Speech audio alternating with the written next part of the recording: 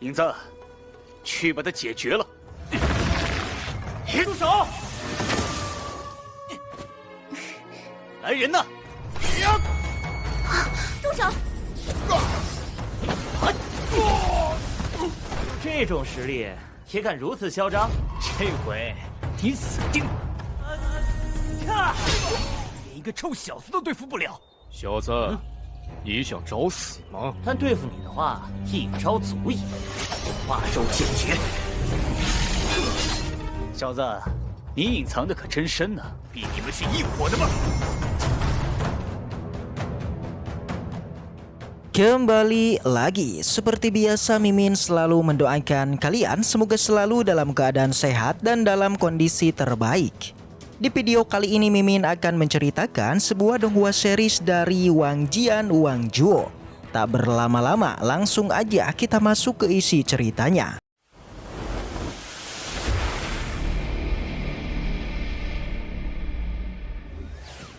Cerita kembali dilanjutkan dengan kini masih berlatar di dalam hutan. Tepatnya memperlihatkan Yibai dan juga Mingyu yang sedang mengambil rumput ajaib.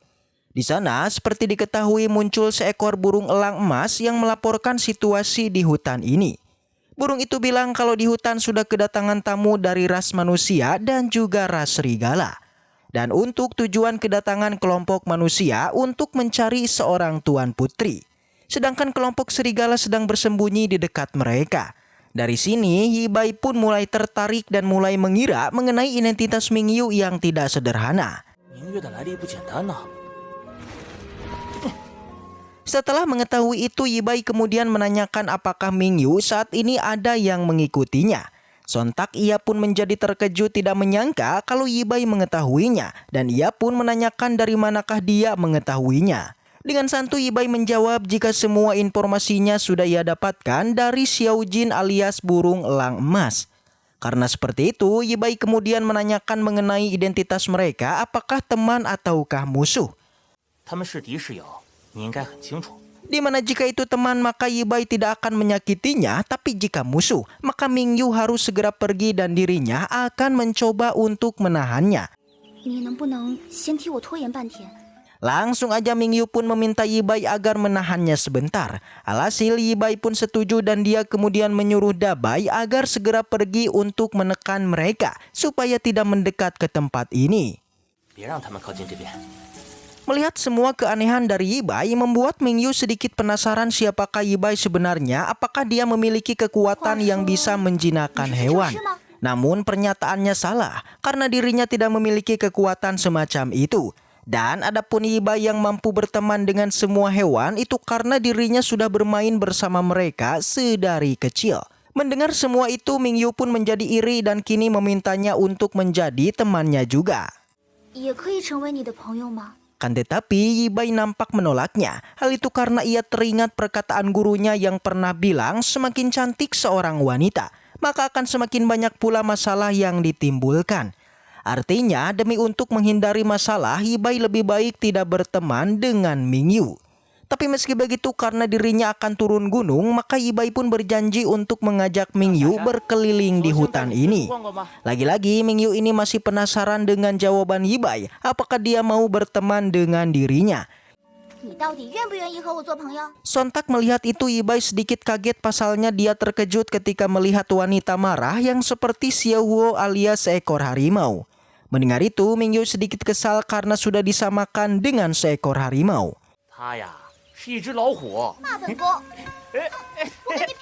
Singkat cerita, Yibai kemudian mengajak Mingyu untuk menaiki elang emasnya. Terlihat Mingyu sangat bahagia dan tak lama mereka pun turun untuk beristirahat.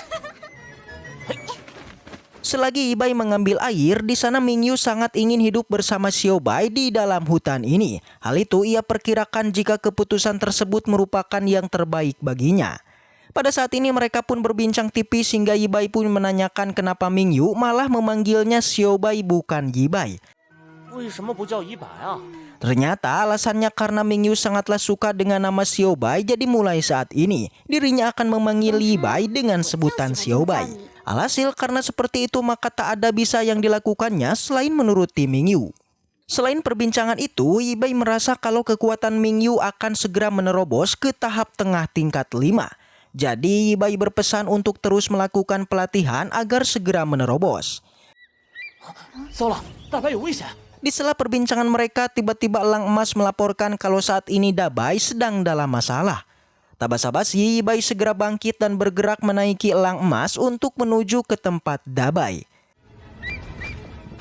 Scene berpindah di tempat Dabai. Di sana memanglah benar Dabai sudah dikepung oleh pasukan musuh, di mana bos mereka kemudian menyuruh salah satu pasukan yang disebut pasukan bayangan untuk segera melumpuhkan Dabai.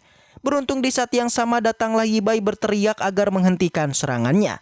名字，去把它解决了。 住手！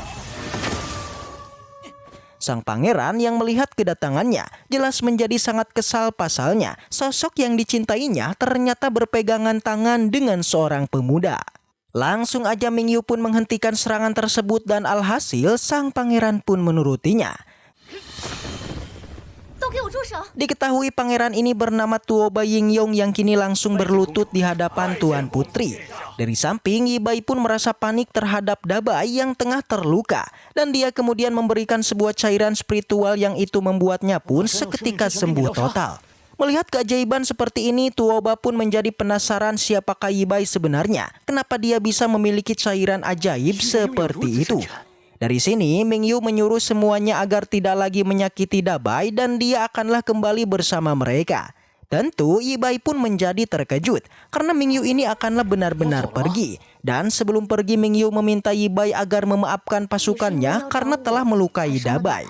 Dan nanti jika mereka bertemu lagi di kota kerajaan, maka Yibai diminta untuk menemuinya. Namun jika ingin menemuinya diharuskan dengan jangka waktu 1 tahun dari sekarang. Karena setahun kemudian Mingyu akan menikah dengan Tuoba Yingyong.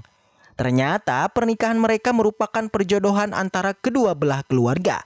Artinya Mingyu sebenarnya tidak mau menikahinya dan nanti ketika ia kembali maka dia akan berusaha untuk membatalkan pernikahan ini. Dengan tegas Yibai pun mengatakan jika Mingyu tidak ingin menikah maka jangan melakukannya. Sontak mendengar itu Tuoba pun menjadi kesal dan memerintahkan pasukannya untuk memotong lidah Yibai. Segera salah satu dari mereka pun maju dan inilah yang terjadi.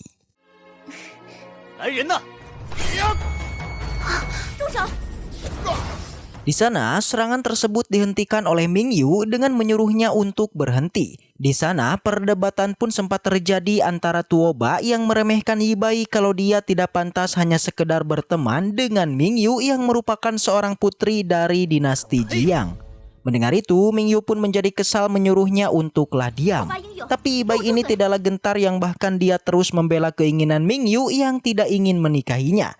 Selain itu, mengenai pasukannya yang tadi melukai Dabai, dirinya akanlah mentolelirnya. Tapi jika mereka meremehkan dirinya, maka jangan salahkan dirinya untuk bertindak kejam. Seketika Tuoba pun tertawa keras terus meremehkan Yibai, begitupun dengan salah satu pasukan yang bilang kalau Yibai ini tidaklah sebanding dengan Tuoba Yingyong. Oleh karena itu, demi untuk membungkam mulut Yibai, salah satu pasukan meminta Tuoba agar menyuruhnya untuk menjatuhkannya. Sontak Mingyu menjadi kesal, tapi Yibai menghentikannya karena mereka semua tidak akan mampu melukainya. Begitupun dengan Tuoba yang berjanji tidak akan melenyapkan Yibai dan akan memberinya pelajaran aja. Alhasil Mingyu pun setuju dan lalu Tuoba memerintahkan satu bawahannya untuk menyerang Yibai. Tapi kekuatan Yibai terlalu kuat. Terbukti hanya dengan satu serangan aja dia pun auto terpental dan auto kalah.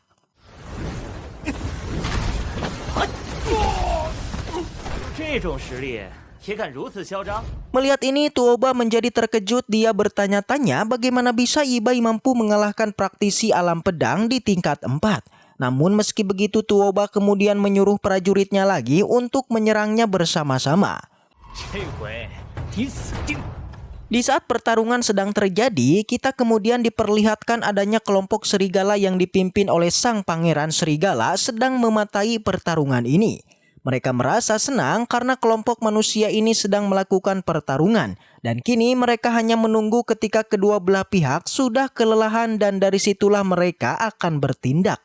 Yaitu dengan mencabik-cabik mereka dan menangkap Mingyu. 将他们通通撕碎，女的抓回去。 Kembali ke pertarungan yang terlihat Yibai dikepung oleh semua prajurit. Awalnya Tuoba yakin kalau Yibai akanlah binasa, tapi siapa sangka kekuatan Yibai ini sudah di luar nalar. Terbukti hanya dengan satu tebasan aja keempat musuh auto diratakan.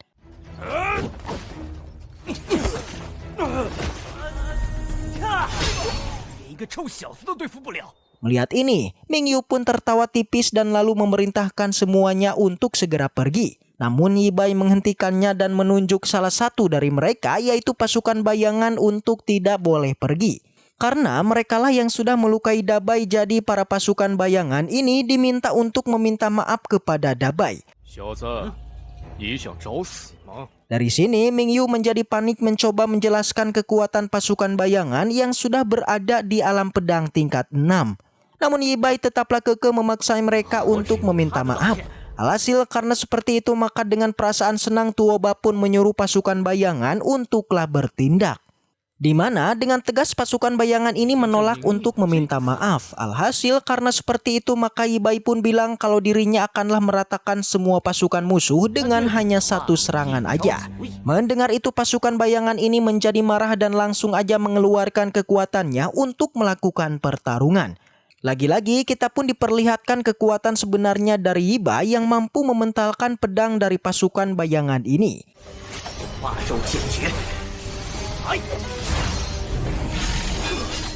Semua orang yang melihatnya sungguhlah tidak percaya kalau pasukan ini akan dikalahkan oleh Yibai. Selain itu mereka juga mengira kemungkinan Yibai ini sudah menyembunyikan kekuatannya. Namun pertarungan mereka belum berakhir. Kali ini Yibai akanlah serius untuk menghadapinya dengan terus menyerangnya secara membabi buta.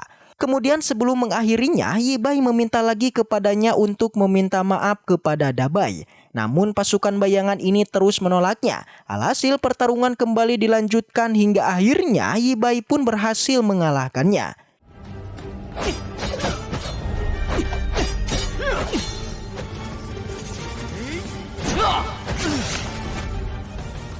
Dari arah samping kelompok serigala nampak ketakutan dengan Yibai. Salah satu dari mereka bahkan kembali mempertanyakan apakah mereka akan benar-benar menyerang Yibai lagi. Dengan tegas sang pangeran pun masih kekeh dengan rencananya, yaitu mengalahkan semua kelompok manusia. Di saat yang sama keberadaan dari kelompok serigalanya ternyata sudah dirasakan oleh Tuoba Yinyong, yang langsung aja ia pun menyerang ke arah mereka. Dan setelah itu cerita pun bersambung. Baiklah, mungkin segitu aja untuk pembahasan kali ini. Semoga kita selalu diberikan kesehatan untuk mengawal Donghua ini. Dan sampai jumpa di video selanjutnya.